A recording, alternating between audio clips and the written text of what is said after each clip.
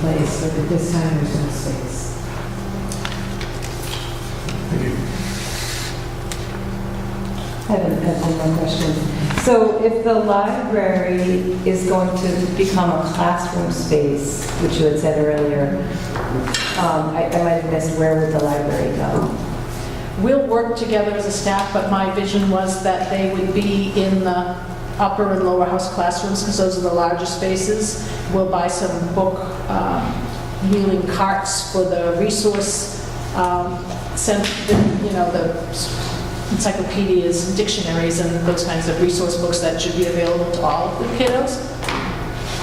So the librarian, the library and media specialist would come to the children? She would come to the classroom and provide her services in the classroom, yes. Yeah. I guess my question is, and I don't know if this is an obvious, but is this something which the principal, you, and the teachers think is really good for the school? I don't know if that's something you're just kind of going forward because this is what the public has told you they want, and so you're saying this is how it could work? I mean, right now, I think you said you have 50 or 52 children over there. Probably the library's used a lot. Kids are being pulled out. That's where a lot of the programming, I remember this as a parent, are happening. And I'm just trying to see how, I can see a few new kids, but, you know, can you take the library and function well as a school that might be growing a little bit, or even staying at 50 to 52? Right. It seems pretty busy right now. It is, and I won't lie to you and say that I would have preferred the library in the basement, having a separate space for the books and for the makerspace, and having the children be able to access that, but it was a pretty clear concern from our community and from some board members that that wasn't an option. So I can't predict how enrollment will go. It might go down again as well. So it's hard to know, but I am concerned that it won't be the same. I think my staff, as I've said before, was really creative. We work really well together, and we'll figure out what's best for the kids to make it work. Another, and I don't want to... I was just gonna maybe just say, because I think it's a great question. Like, do you think it's a good idea? Yeah. Because I think like that, like you address that, like, do you and the staff think that it's a good idea?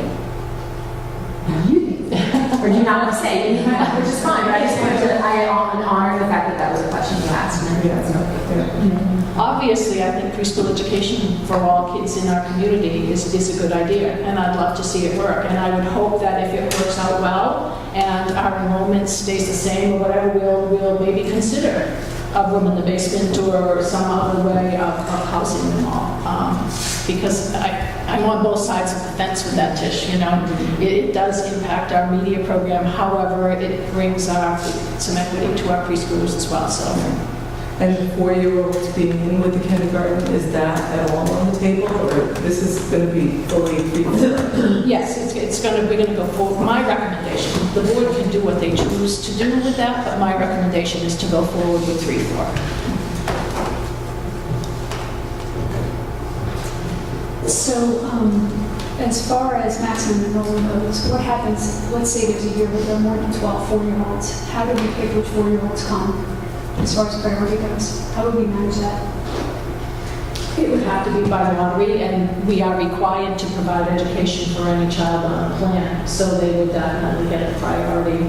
And then other communities who aren't able to serve all of their children do what they call the integrated preschool model, where the slots are given by lottery. So as far as priority for acceptance, it would be identified students 3-year-old and up first, then 4-year-olds, then non-identified 3-year-olds. And I think as far as the process goes, the next step would be, assuming the school board's going to move preschool forward. Some of the next steps, and I'm thinking of anyway, we need to get a subcommittee meeting together pretty quickly as far as policy is concerned, because we want to discuss staffing policy and how that gets integrated with the current staff, new preschool staff, and how that works. We need to get and also a discussion about tuition, what the rate's going to be, why. We haven't really decided at the school board to do this. The proper process would be that we have subcommittee look into it and then make a recommendation to the full board as to what we want to set for tuition. So we do that before we decide whether we want to move forward with preschool at all? Or is it? No, I mean, and correct me if I'm wrong, we've already decided as a school board to move it forward. That's kind of why we're still discussing it, really. Okay. And so really, this is what are the next steps? And I mean, I think if we one thing that we need to determine is what are we going to set for tuition. Oh, I see. Okay. Another thing that we need to determine is if there's too low enrollment, by what date do we make a call that, okay, we're not going to move forward with the preschool? And I'm assuming that that'll be a discussion with Gail and Kevin, and then say, okay, is it June 25th or something like that? And when do we make that call? We really didn't get enough people. If we get too many people, then we need to have a set policy as to what happens. I mean, I like the plan of the lottery, but that doesn't become a reality until the board decides this is what our policy is going to be. So Right. to develop the policy, we need to have policy committee meetings to flush that stuff out. So I mean, I think that the next thing to do is to really task the subcommittees on what details need to be ironed out as far as what our policy actually is going to be. And I think that that's kind of the next step for the board anyway. So that come December, when we finalize the budget and the warrant articles, we'll have those answers in place so we can answer that question. I think this is how that's going to work and look.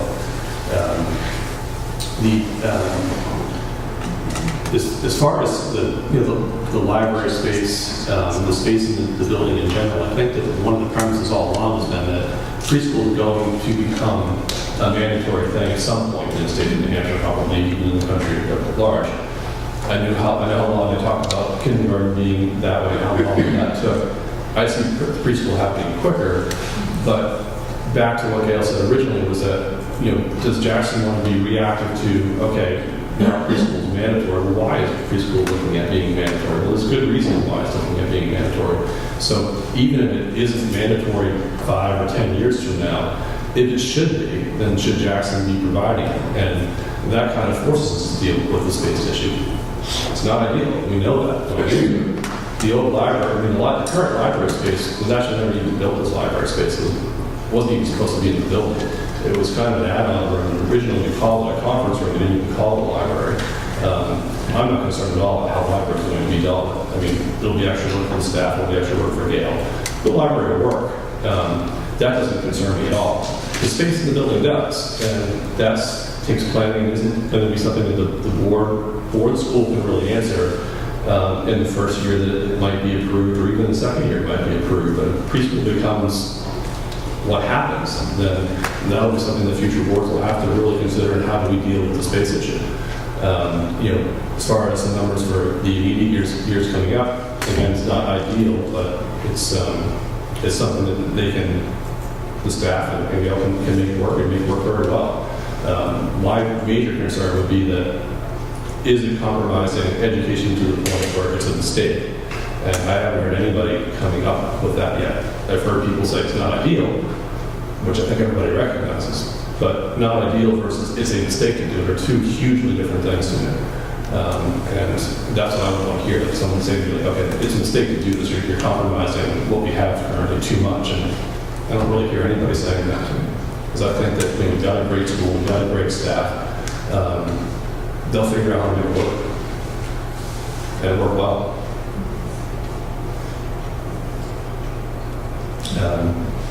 So, I think that we really need to kind of task subsidies. What are the questions that we would have at this point? And tuition, I think, is the big thing, is that we haven't really decided this is what we're going to set for tuitioning students. It might not even be a factor because we might not get tuition students. But we should have a tuition policy. We should have a policy for too many students, for 3 and for 4-year-olds, meaning it should be a policy that this is the lottery system, and this is how the lottery system is going to work. So it's not an unknown. We need to develop that policy. And we need to take a look at the staff, the personnel policy, to make sure that we're covered there as far as the preschool staff and how that will fit into senior and things like that as well. So I think that those are the main questions that I see coming out that has to be discussed. And I'm assuming at this point too that all along we've said that we're not talking about transportation other than what's required, currently required for students. And so there's no need to look at the transportation question for it. One other. tuition and what are the fees for before, what are the fees for after? Yeah. It was $5 for the before school, $10 for after school, $15 for both. And I think even if you the numbers that the preschool committee recommended for tuition and fee are pretty solid. We might not have to do a lot of work for that, but the process would say that we should go through that process and make it official, so that we can solidify those things.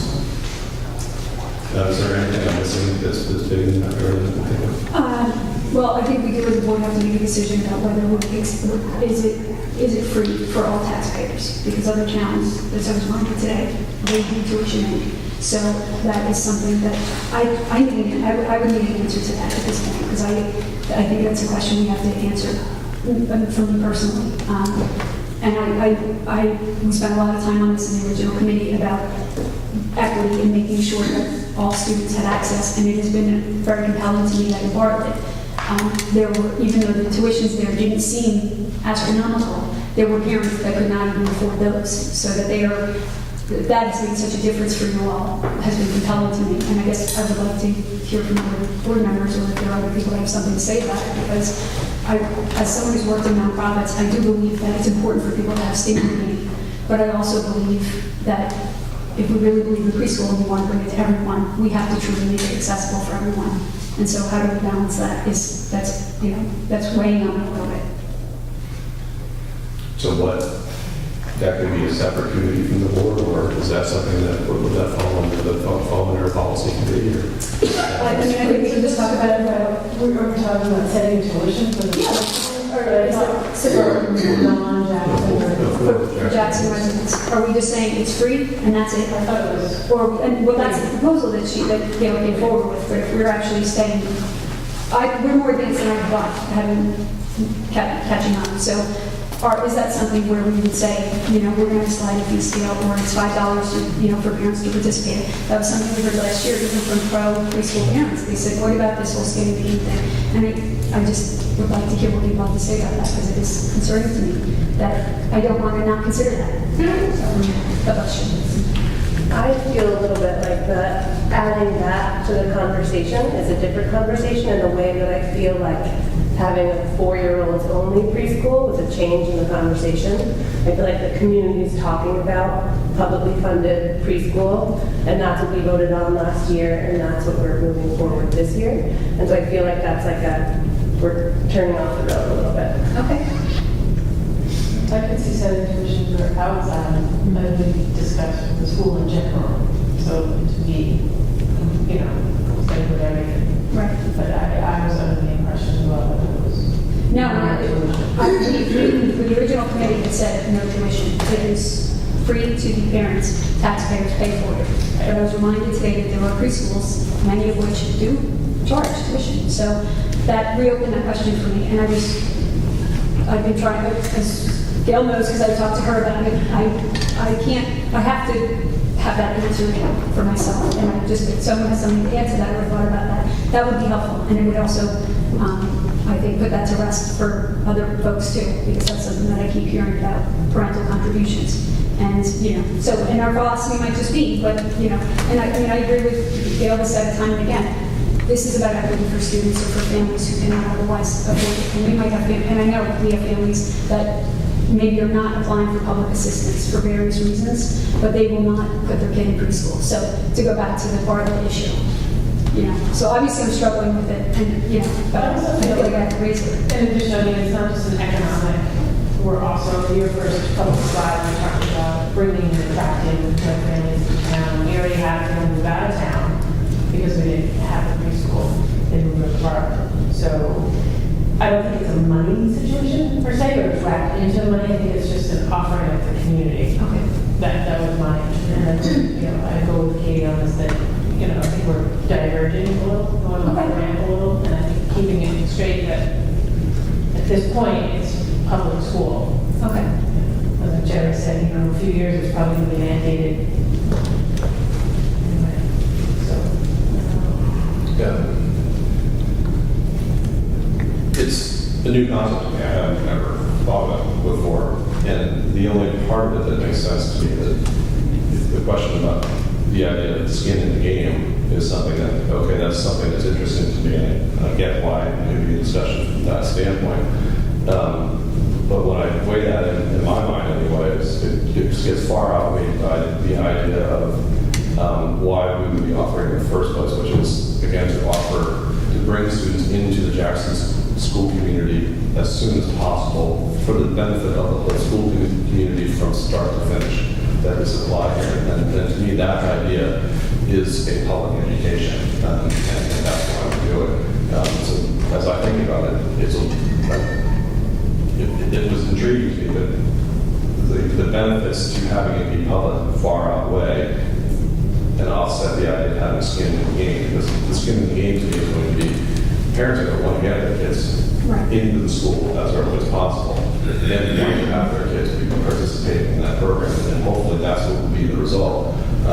And so that's the way I would look at it. As far as offsetting any costs are concerned, I think we can all know up front that any offsetting costs would be pretty negligible. And so you would look at it from the standpoint of offsetting the costs. You would really look at it from the standpoint of having skin in the game, which I think they get from the benefit of having it in the first place. Okay. And I will say that as far as offsetting the costs, I 100% agree with you that money would probably make a big difference to families who would need to pay that. If I'm just looking at what other towns charge for tuition, but for taxpayers to absorb it, it would be a lot less stressful. So I see that point.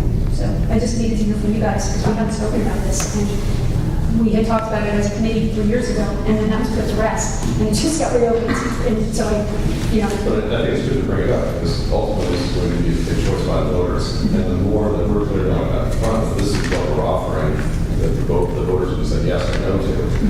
The better. I think that the more things we did in the best part of what we're presenting, it's better. Sasha. Just a question on that information. I wrote down the bullet that I was looking at was the final draft of the budget for the next year was due on the 17th of November, which is a month and a half from now.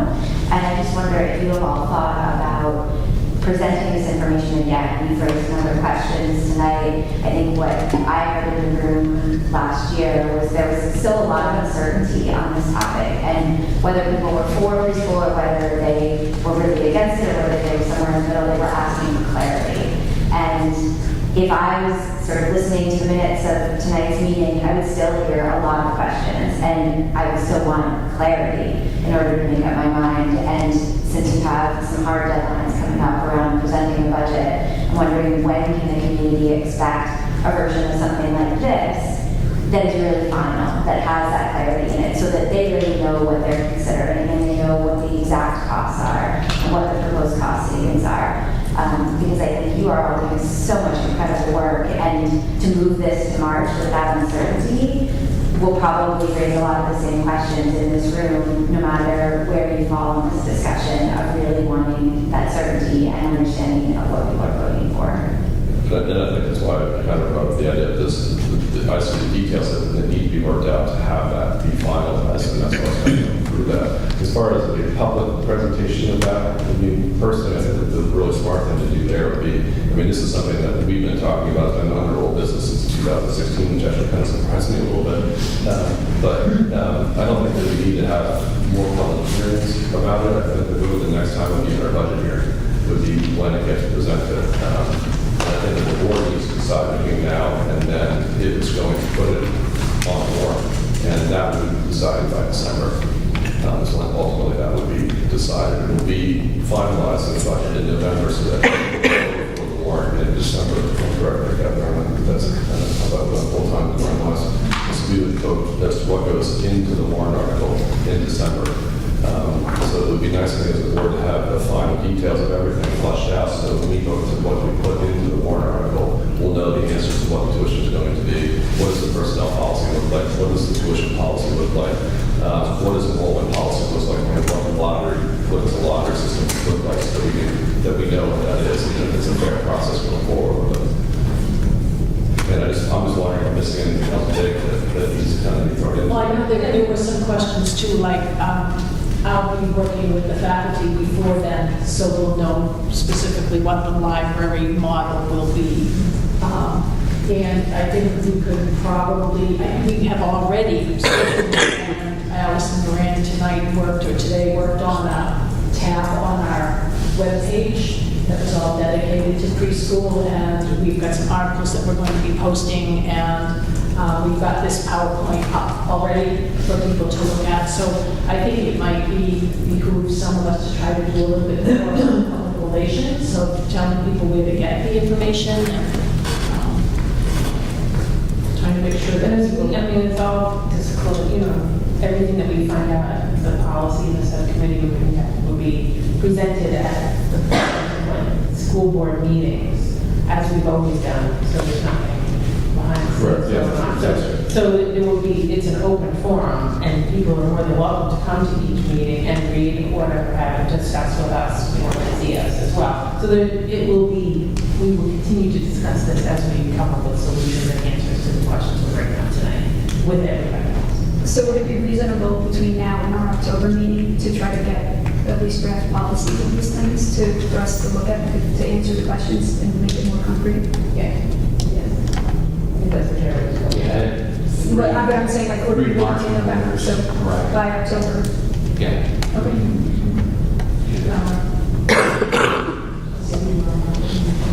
I just kind of wonder where it goes properly. Is it all in the policy, you think? Well, I think it'd be good to draft, you have a few different things you want to talk about. Enrollment guidelines and enrollment would be in the policy. And then you would have the rest language for the EC, teacher, and how that goes to the personnel policy. And Then we don't then, really reinvent the wheel there. right, we have some draft policies that I think you could. So we can just ask you all to bring those to us for review? Yeah, well, what we'll do is we'll have a policy committee, Okay. and we'll draft that out, and then it'll go on the agenda. So that would be Jerry and Kate? Okay. Ms. Wilson? So Gail, you had mentioned that the old library was, the selectmen were approached about using the old library. They were. So did that go beyond the selectmen to the board, or? No, that was, the committee took that under consideration in the original proposal. So that was during our research, that original committee that looked at this, that was comprised of those folks that you saw there, that, and in fact, that was Gail and myself, we went to a selectmen's meeting to talk to them about, was that even a possibility to use that space? Because at the time, every space in Jackson was on the table. So what was their answer? I think it was not, we wouldn't have been able to, we would have had to make accommodations to the building, and it would have taken over space that is otherwise used by the town. And so it would have been very difficult logistically to make that work. Is that right? And they were open to the conversation. They were definitely open to considering it.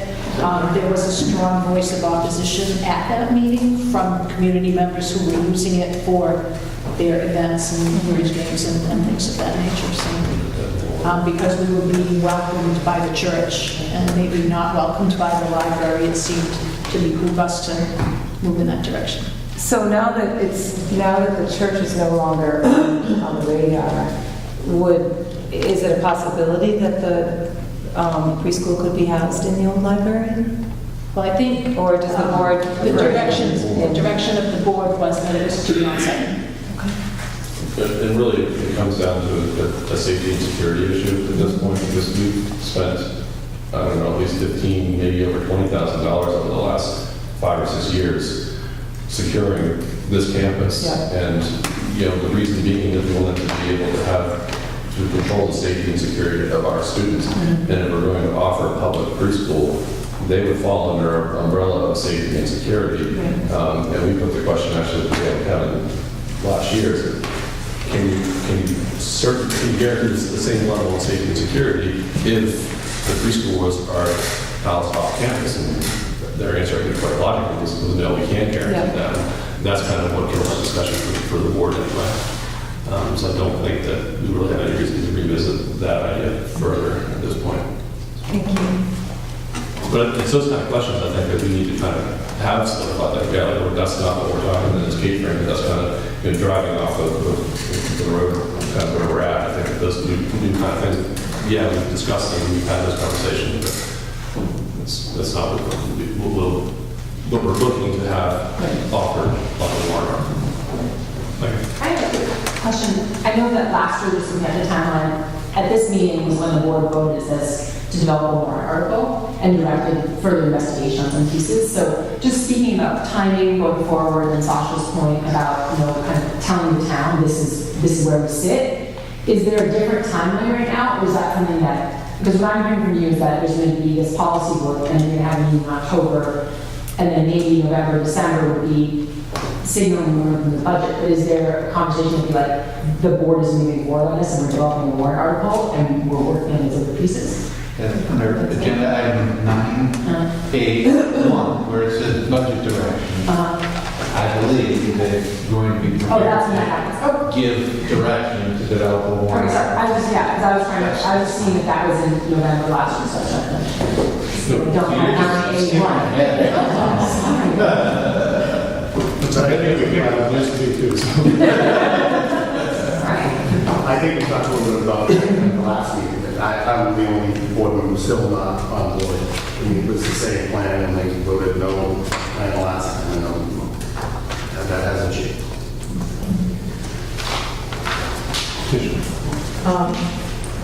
Not sure how this was approached, but this building certainly has a lot of potential. And right now, it's 4 days a week, a school building until 3 o'clock. And the art and music go on here. Could the preschool ever go on here and something, could it be a 4-day-a-week preschool and use this space? And somehow if the kids go back and forth and be outside and they could be running around in this big space, or is that good look there? This building's used for. I think that the way I would look at that anyway is if it didn't affect at all the agreement that was made with the Whitney Foundation and the Whitney group. It didn't change any of what was originally discussed for the use of this building. Yeah. I would be okay with considering that. I just think that when you talk about 5 days a week, you're already talking about breaching kind of what the acceptance of I think it would have to be 4 days a week, being on the Whitney Foundation. I think Exactly, that's what I'm saying. So I mean, that's, to me, it's already almost a non-starter. 4 days a week. I think we did talk about that a number of different times and ways, and I think the conclusion we came up with, and correct me if I'm wrong, but the idea is that the staff will be flexible in using space, so that if the sixth graders are over here one day, then, or maybe the preschoolers are here one day, that this wouldn't be a permanent home for any class. So, for example, we're not going to put up any exciting bulletin boards or anything in this building. Not exciting, right? Because we still have bulletin boards in Personally, bulletin board is so exciting. So we're not going to make it a home for any class. The home, we have to find the space over there. Yeah. But hopefully. Parachutes, things like When you're talking 4 days a week, though, is that hours? Because we sometimes talk in education based on hours and not days. So that's another thing to consider, too. If it's only 9 to 1, those are hours, not days. But I don't think that's kind of what. I'm just throwing that out there. there. The understanding of use of this building was when we kind of, I mean, it was a pretty big compromise on the part of the community to kind of put this building here, and I think the school got an awful lot out of that compromise. And I think that going beyond what was kind of accepted there would be, I mean, maybe it's your board or not, but to me, that's not the question. It's really what's fair to the community. And to me, going beyond what the original compromise was, which was huge, wouldn't be fair to the community. And that's one of would be my biggest consideration anyway. I have only one more thing to say. I don't know if you guys have heard about this, but we as a staff, and we sort of said it kiddingly, but then we said, well, that's a fantastic idea. A tiny house on this property for our library, which would free up our Kennett building trees. No, he's not available. But a tiny house for a library on our campus, and our current library preschool. And this is. I didn't know if the board had heard of that. It's that kind of thinking that I actually love. I mean, I think it's great because that's forward thinking. And this is kind of the considerations that your town's always going to be faced with thinking about. And I think that's going to be a question for future boards to look at that sort of thing. I would go back to something Tish said Or this board. months ago when we agreed to put the pavilion up over here. She's like, make sure when you do this that you're really thinking about the use of the campus in general, how that works. And we did, Tish, to be fair, we did think about that type of thing. And just because the building's going up like that doesn't mean that the space is forever. We can't do something like that. And for why I love that idea is because, something I was thinking about is someday maybe we're going to have to build more classroom space on the campus. Well, maybe we don't have to build more classroom space. Maybe we just need to build more library space, which is much easier to do because then you don't need to build the bathroom, you don't need to build the sinks, you don't need to build in the art supplies. If it's a preschool, going to be a preschool use, it doesn't have to have those things in it. If it's just going to be a library space, that might be much easier to do, to build. It can be much smaller. It's a great idea. John, get to work. He is getting to work already. I like the, Yeah, don't get I like the tiny house because you can move it. The tiny house would be, And a bookmobile. something that comes from somewhere else and not this teaching staff. Well, the building's great, that's one of the So I think that we have some things to flush out with that, and I think that those are things really that, the process-wise, it's really going to become what the board decides to put on the warrant article in December.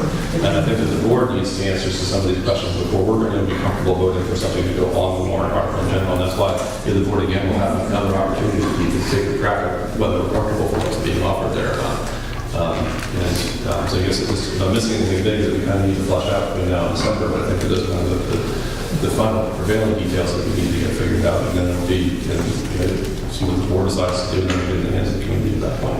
But I don't see that we need to have any more hearings or public discussions really about, other than what we do month to month at our regular board meetings. So, that's it. Move along with our agenda. And I would say if anyone does need this point in time, feel free. Thank you. Thank you.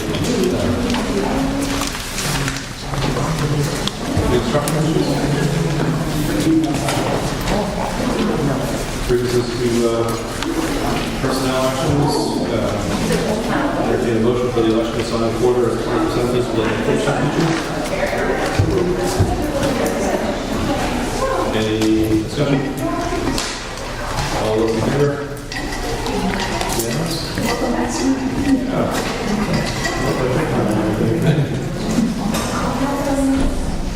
He's now a full-time middle school Spanish teacher at Camp Middle School. At the last meeting, it's for his. You like teaching Spanish?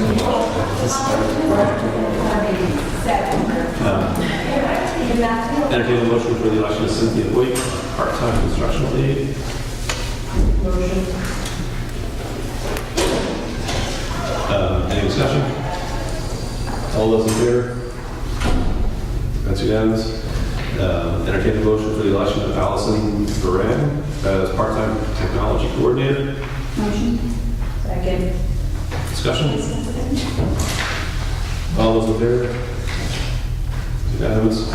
Entertain a motion for the election of Leslie Woodson as part-time world language tutor.